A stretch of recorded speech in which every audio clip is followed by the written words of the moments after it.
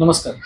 पिंपरी चिंचवड महानगरपालिकेच्या प्रभाग क्रमांक 9 मध्ये विठ्ठलनगर नावाची एक झोपडपट्टी आहे. ज्या झोपडपट्टीचं 2011 सालीच पुनर्वसन झालंय. विठ्ठलनगर झोपडपट्टीत असणाऱ्या जवळपास 99% घरांचं पुनर्वसन झालंय आणि सर्व घरांना स्वर्गवासी अजितराव पवारांच्या हस्ते घरं मिळालेली आहेत. आणि त्यावेळेस इमारती बांधताना 4 ते 5 इमारती ह्या अतिरिक्त बांधल्या आल्या होत्या. जेवढी विठ्ठलनगरची गरज आहे त्यापेक्षा देखील 4-5 इमारती ह्या जास्त बांधल्या होत्या आणि त्या ठिकाणी कासारवाडी परिसरातल्या लोकांचं पुनर्वसन करण्यात आलंय. त्यामुळं विठ्ठलनगर झोपडपट्टीची जी जागा होती ती जागा संपूर्णपणे रिकामी करून ती जागा पालिकेने ताब्यात घेऊन त्याचा यथोचित वापर करणं गरजेचं होतं.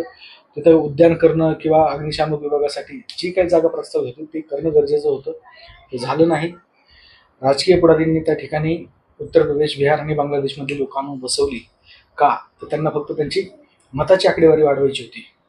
13 ते 16 लाख रुपयाला त्या ठिकाणी घरं विकली गेली आणि एकाच झोपडपट्टीचं दोनदा पुनर्वसन करण्याचा घाट घातला गेलाय. जवळजवळ 1075 कोटी रुपयाचा घोटाळा त्या ठिकाणी झालाय असं पुढारी वृत्तपत्राचं आजचं म्हणणं आहे.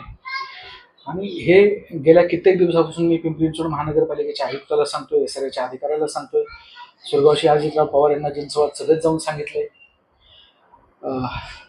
हे माझंच म्हणणं असं नाही, इथल्या नगरसेवकांना ही झोपडपट्टी बोगस हे दिसत नाही का? ते ह्याच्यावर का बोलत नाही? इथल्या आमदारांना हे दिसत नाही का? इथं एवढे बांगलादेशी आणि बाहेरगावचे लोक आलेत, इथल्या खासदारांना दिसत नाही का? ह्यांची काय जबाबदारी आहे की नाही?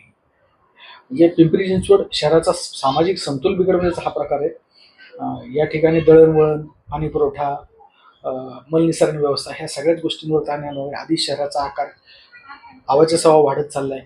एकच धरण आहे पवना धरण, तेच आज आपली तहान भागवतो. त्यातून अजून तुम्ही अशी लोक आणून इथं बसवणार ज्यांनी देशाच्या सामाजिक सुरक्षिततेला फार मोठा धक्का उद्भवलेला आहे. त्यामुळं माझी SRA आयुक्त, मुख्यमंत्री, पंतप्रधान आणि राष्ट्रपती जर त्यांच्यापर्यंत ही गोष्ट गेली तर हा प्रकल्प थांबवा. गोरगरिबांना घरं मिळू नयेत असं माझं अजिबात म्हणणं नाही. नियमात आणून ज्या पोरांनी झोपडपट्टीत आयुष्य काढले, आता मी स्वतः झोपडपट्टीत 30 वर्ष राहिले.